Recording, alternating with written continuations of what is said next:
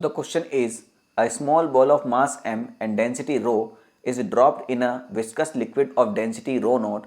After some time, the ball is fall with constant velocity. The viscous force on the ball is, तो आपको viscous force निकालना है, यानी आपको FV निकालना है। सिंपल सी बात है।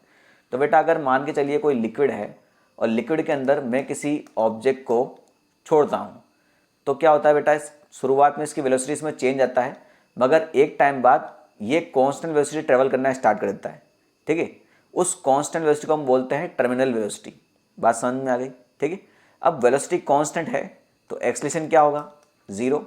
एक्सलेशन जीरो है मतलब फोर्स क्या होगा? जीरो। यानी इसके ऊपर जितने ही फोर्स लग रहे होंगे वो सारे नेट फोर्स कितना हो जाएगा आपका?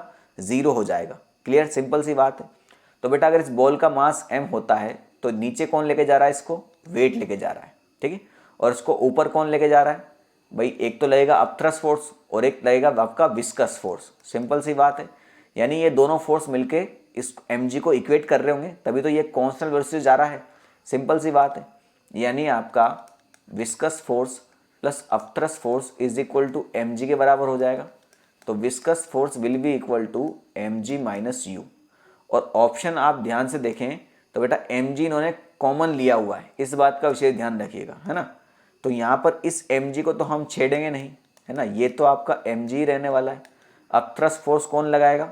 वाटर, यानी volume of water, sorry volume of water displace by the object, है ना। वही ऑब्जेक्ट का वॉल्यूम मान के चलिए v है, तो ये इतना ही वॉल्यूम का वाटर को डिस्प्लेस करेगा। सिंपल सी बात है। ठीक है, तो VW और डेंसिटी ऑफ वाटर कितना दे रखा है? रो नॉट दे रखा है क्वेश्चन में, नॉट जी। तो वॉल्यूम ऑफ वाटर डिस्प्लेस वो किसके बराबर है? वॉल्यूम ऑफ ऑब्जेक्ट के। और वॉल्यूम ऑफ ऑब्जेक्ट का डेंसिटी कितना दे रखा है? इसका रो दे रखा है। तो इसका मास भी m दे रखा है।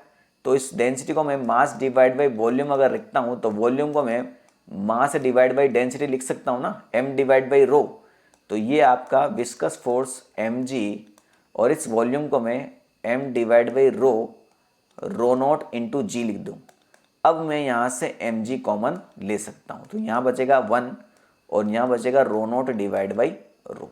तो mg bracket 1 minus rho not divide by रो कहाँ दे रखा है? ऑप्शन नंबर डी में। ठीक है, इस साइन का कोई मतलब नहीं है यहाँ पर। ठीक है।